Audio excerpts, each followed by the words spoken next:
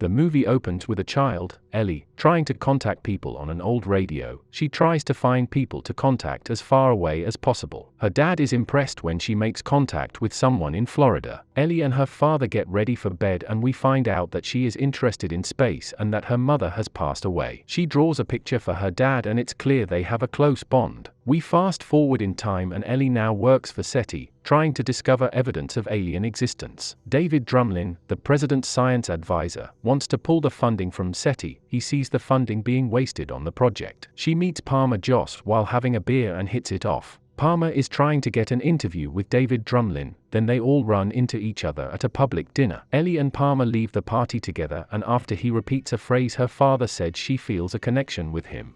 Before leaving for work, she has a flashback of finding her dad passed out in their house. He had a medical condition, so she tried to get his medicine for him, but it was too late and he passed away. She tried to call her dad on the radio at his funeral, but all she hears is static. Ellie finds out that Drumlin decided to pull funding for her study and that sends her into a rage, so she confronts him. Some of the scientists team up and decide to go to the Very Large Array (VLA) in New Mexico. She is giving a pitch meeting to help with funding and impresses billionaire S.R. Haddon, who runs Haddon Industries. After the team spends time looking for evidence, the government starts to apply pressure, refusing to loan the array to the team anymore. They only have 3 months until the lease is up. While listening to the array one night on the hood of her car, Ellie comes across a strange signal. She rushes back to the team and they start running diagnostics on the signal. They notice numbers on the signal. They are being sent prime numbers. They have to be careful about going public so they aren't a laughing stock. The team calls other scientists who confirm their findings, so they go public. The government isn't happy that Ellie didn't go to them first.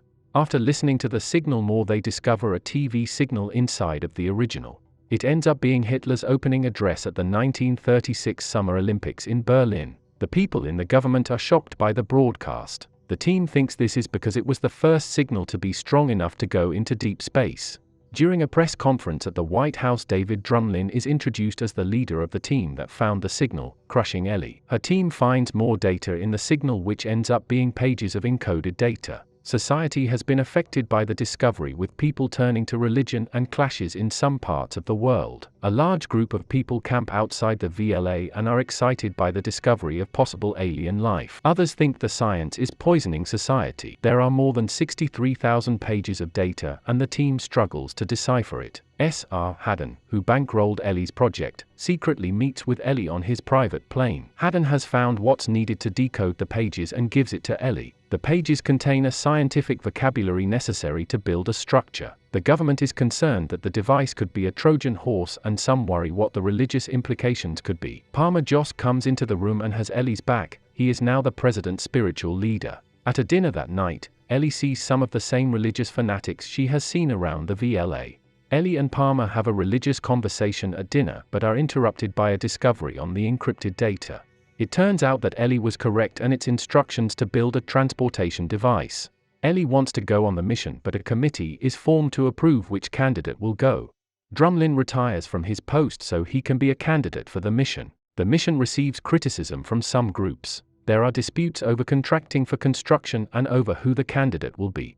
Ellie and Palmer have to stay apart so there is no conflict of interests. Palmer meets her at the park though. He wants to know why she wants to go on the mission if it's dangerous and everyone she knows will be dead when she gets back. She shares that she wants to find out why they are there and if humanity is a part of something bigger. At the candidate hearing, Palmer asks Ellie if she is an atheist. Since most of the population believes in God, they believe that she might not be the right person to represent humanity. The council ends up selecting Drumlin for the mission. During the first test of the machine, it is attacked by religious terrorists. Ellie notices one of them and tries to warn Drumlin. They are the same group Ellie has seen at the VLA and the Washington dinner. Drumlin is killed and the machine is destroyed in the attack. Haddon now lives in the Mir space station to help increase his lifespan as he is battling cancer. He informs Ellie that his company made a second machine in secret. He offers Ellie the chance to go on the mission and she accepts, traveling to Japan. She is fitted with multiple recording and safety devices. Palmer meets Ellie before she leaves and says the reason he got her off the previous mission is that he didn't want to lose her. Security is a lot tighter on the second mission, with the public not finding out until the last minute and no one being allowed near the island. Ellie nervously enters the machine, taking in all the sights and vibrations. She is sealed in a sphere over the machine and dropped inside. She travels through space and what looks like a wormhole. She comes to a stop at the star Vega and comes across a ship and is sent through another wormhole. Then she comes to a stop by a planet where she can see that a civilization is on the surface before going through another wormhole. She finally comes to a stop and is taken to a beach location and has a conversation with the aliens who sent the message. They take the form of her father, but she knows it isn't him. They made the environment and took his form to make first contact easier. They say this is the first step to humans joining the other space-traveling species. The species who contacted Earth didn't design the machines and they don't know who did. Ellie sees millions of beings transported through the wormholes. Ellie is woken up by her crew and they inform her that from their perspective she just dropped through the machine with nothing happening and they only picked up static. A congressional committee is formed to find out what happened. They put forward that it was all just a hoax designed by Haddon, who passed away from cancer. Ellie has to admit she has no evidence of the encounter, she only has the belief of personal experience.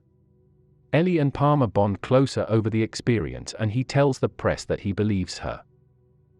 We found out in a private conversation that the recordings from Ellie's mission were all static, but it was over 18 hours of static. The government gives her grants to reward her without making it public and she goes back to the VLA to listen for more instructions. That's it for Contact. Please like, subscribe, and share with friends. Leave a comment below if you have a movie you'd like to request.